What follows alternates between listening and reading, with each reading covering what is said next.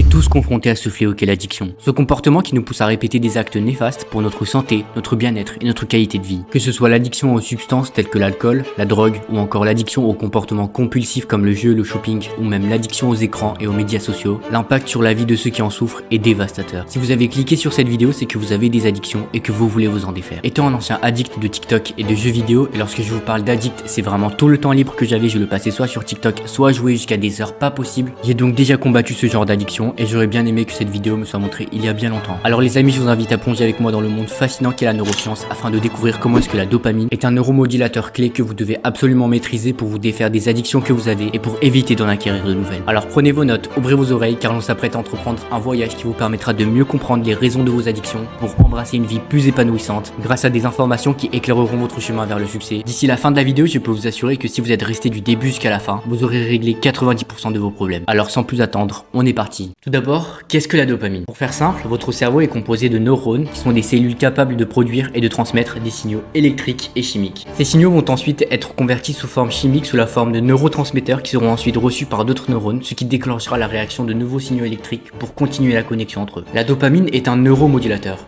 C'est-à-dire que c'est une substance qui est directement impliquée dans l'action d'un neurone sur les cellules cibles et elle est détruite juste après son action. Elle est impliquée dans la régulation du plaisir, de la sensation de motivation, dans la régulation de la prise de décision et dans la consolidation de nouvelles connaissances. Vous comprenez déjà l'impact de ce neuromodulateur sur tout un tas d'aspects de votre vie. Les gens ont du mal à comprendre comment est-ce que la dopamine fonctionne car d'un côté on entend que c'est bien pour la motivation ou pour le plaisir et de l'autre on entend qu'il faut en faire des détox. Alors les gens sont perdus et ne savent plus quoi faire. Tout d'abord, il faut que vous preniez ça très au sérieux.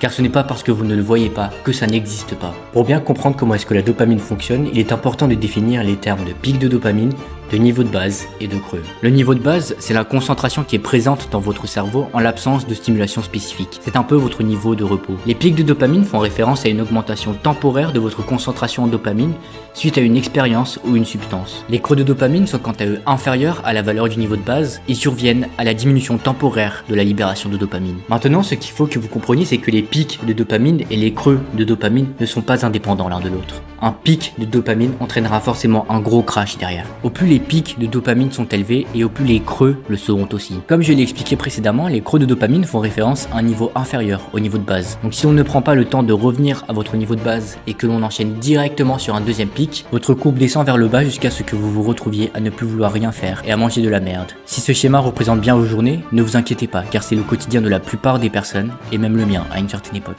Mais à part le fait qu'avoir un niveau de base très bas ne vous donne envie de rien faire, cela peut avoir des conséquences très graves à long terme. Neurologiquement, une baisse de votre niveau de base peut entraîner une incapacité à ressentir du plaisir. Si après cette phrase, je n'ai pas toute votre attention, alors je ne sais plus quoi faire. Une baisse du niveau de base amène aussi une perte de l'attention et des difficultés à rester concentré. Étant donné que la dopamine joue un rôle crucial dans tout ce qui touche à la fonction cognitive, une baisse de ce niveau de base aura forcément des répercussions. Dans ce genre de situation, on préfère rechercher des comportements à gratification instantanée, des récompenses faciles et immédiates. Il est donc crucial de maintenir un bon niveau de base pour assurer une motivation permanente. Il existe deux situations qui vont déclencher la production de la dopamine. La première situation, c'est lorsque vous êtes dans l'attente d'une récompense. Par exemple, il est midi, vous avez le ventre qui creuse et il vous vient à l'idée de manger un bon burger. Premier pic de dopamine qui vous servira à vous donner la motivation d'aller chercher ce burger. Puis la douleur de ne pas avoir ce burger vous pousse à agir. Le désir au début que vous avez éprouvé pour ce burger laisse place ensuite à la douleur due au manque. Ce besoin qu'on a de dissiper cette douleur contribue à notre motivation à aller chercher ce burger. La deuxième situation, c'est lorsque vous avez obtenu votre burger et votre deuxième pic de dopamine se crée lorsque vous avez atteint votre objectif. Il existe des erreurs de prédiction de la récompense qui ont un impact sur l'acquisition de nouveaux comportements. Si le premier pic de dopamine est inférieur au deuxième pic de dopamine, donc si le pic de dopamine créé par l'envie d'aller manger ce burger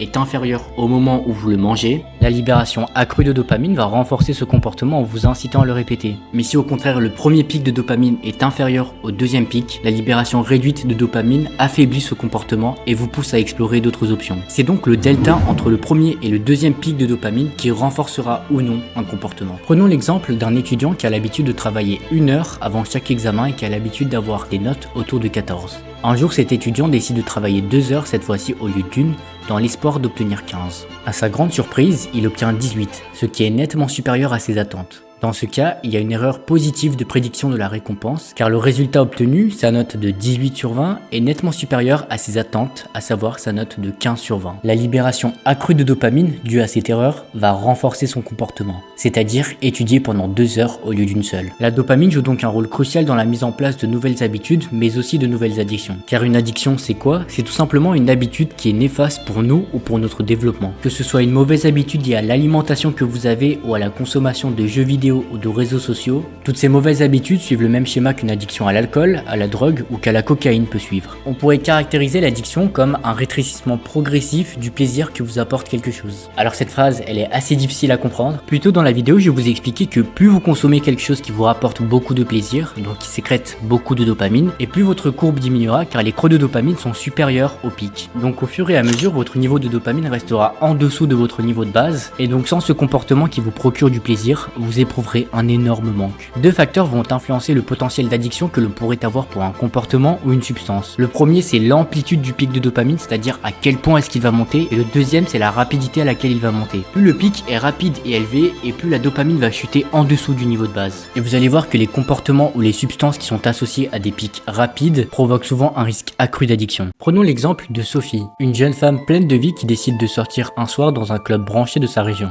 C'est là qu'elle expérimente pour la première fois une substance, la cocaïne.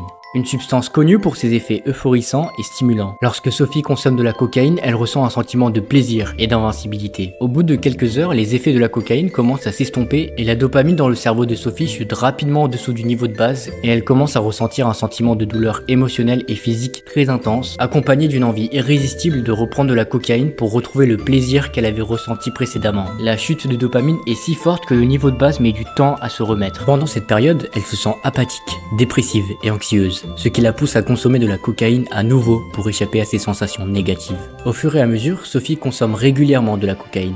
Les pics de dopamine deviennent de plus en plus élevés et les descentes de plus en plus fortes. Elle ressent de moins en moins de plaisir lorsqu'elle prend de la cocaïne, mais souffre de plus en plus lorsqu'elle n'en consomme pas. Au fil du temps, Sophie se retrouve piégée dans ce cercle vicieux d'addiction et la diminution du plaisir qu'elle en retire la pousse à consommer pour éviter la douleur du manque. Grâce à l'exemple de Sophie, on a pu comprendre comment est-ce que les substances addictives peuvent jouer un rôle sur notre dopamine et donc sur nos émotions et nos comportements addictifs. Maintenant, j'aimerais faire un zoom en analysant les comportements qui vont avoir un gros pic de dopamine et qui provoqueront derrière une chute très importante. Les niveaux de dopamine varient considérablement d'un individu à l'autre. Il y a forcément une notion de génétique à prendre en compte. L'âge joue aussi, le sexe, l'état de santé, vous l'avez compris, les habitudes de vie vont avoir des répercussions. Pour vous donner un ordre d'idée, la concentration de dopamine présente dans le striatum, une région du cerveau, est généralement autour de 20 nanomoles par litre. Lorsqu'on va ressentir de la faim, on va avoir une augmentation, un désir comme je vous l'ai dit, pour s'alimenter d'environ 10 à 50%. Ça va dépendre d'un individu à un autre et aussi du niveau de la faim qu'on a. Pour de la nicotine, on va avoir une augmentation de 50 à 100%. Pour les réseaux sociaux, on va avoir une augmentation de 20 à 60%. La junk food de 50 à 100%. Les jeux vidéo de 50 à 200%. La caféine, une augmentation de 20 à 60%, la cocaïne, une augmentation de 300 à 800%, et enfin pour les amphétamines, une augmentation de 1000%. Alors vous êtes peut-être dit, c'est bizarre mais la faim, ça augmente autant voire plus que les réseaux sociaux. Moi personnellement, lorsque je traîne sur les réseaux sociaux, je me sens plus déprimé que lorsque j'ai faim. Et vous avez raison. Mais au travers de ces pourcentages, on illustre seulement la première variable qui est le pic. On parle d'une augmentation de 20 à 60% en termes d'amplitude. Par contre, plus tôt dans la vidéo, je vous avais expliqué qu'il y a une deuxième variable à prendre en compte. Et c'est la rapidité à laquelle le pic va être sécrété. Si vous voulez, c'est un peu la pente de la montée. Sur tous les comportements à gratification instantanée, on va avoir une pente de courbe qui est super droite. Donc pour tout ce qui est réseaux sociaux, on va avoir une gratification instantanée. Lorsqu'on mange de la junk food aussi, c'est des pics qui ne sont pas forcément plus amples en termes de hauteur que le fait d'avoir faim ou de prendre un café. Par contre, la rapidité de la montée va forcément avoir des répercussions sur l'amplitude de la descente. Plus on part droit et plus on va descendre en dessous du niveau de base. Et plus ce sera difficile derrière car ça prendra du temps de retrouver un niveau de base. Et donc si on enchaîne les pics de dopamine, notre courbe elle fait comme ça, hop, on redescend, on remonte, mais à chaque fois on remonte de moins en moins haut, mais on descend de plus en plus bas. Et petit à petit on s'enfonce vers le bas jusqu'à rester sous notre niveau de base et être dans ce sentiment de manque et de souffrance. Et donc simplement pour se sentir normal, vous aurez besoin de ces substances. Alors pour récupérer d'une addiction, il faut réinitialiser les circuits de la dopamine. Vous avez déjà vu des vidéos dopamine détox sur internet, c'est un peu ce concept là. Alors le processus peut nécessiter 30 jours d'abstinence, ce qui est super inconfortable car votre niveau de dopamine est très bas. Dans certains cas, il est préférable de diminuer l'addiction progressivement que de la couper couper d'un seul coup. Parce que c'est tellement violent cette sensation de manque, de souffrance liée au fait de ne pas avoir son désir, que par exemple, chez les addicts de la drogue, ça peut créer des comportements ultra violents. Je sais que moi, personnellement, j'ai préféré tout stopper d'un coup, car je savais que sinon je n'allais jamais m'arrêter. Et donc je me suis dit que j'allais désinstaller TikTok pendant 30 jours et tous les jeux que j'avais, et qu'au bout de ces 30 jours, si j'avais toujours envie d'aller sur TikTok ou de jouer, j'allais tout simplement le faire. Je m'étais aussi dit que lorsque j'aurais envie d'aller sur TikTok, je m'asseyerais sur une chaise et je n'allais tout simplement rien faire. Simplement le fait d'arrêter TikTok, ça a été très dur pendant les 10 premiers jours. J'avais envie d'arrêter tout ça, mais je m'étais dit que dans moins de 30 jours, j'allais pouvoir y retourner si je le voulais.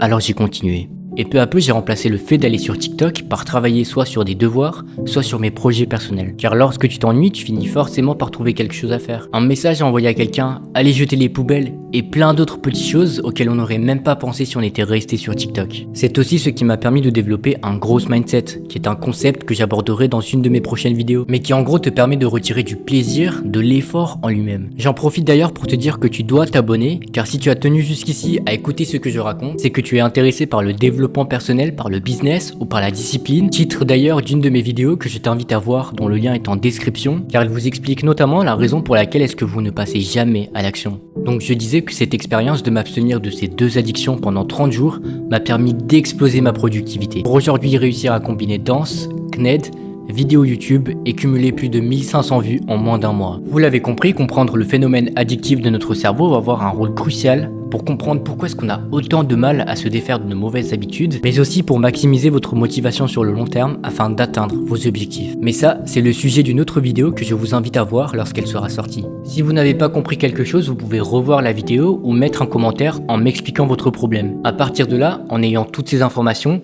si vous ne réussissez pas à combattre vos addictions, c'est qu'au fond, ça ne vous dérange peut-être pas autant que ça.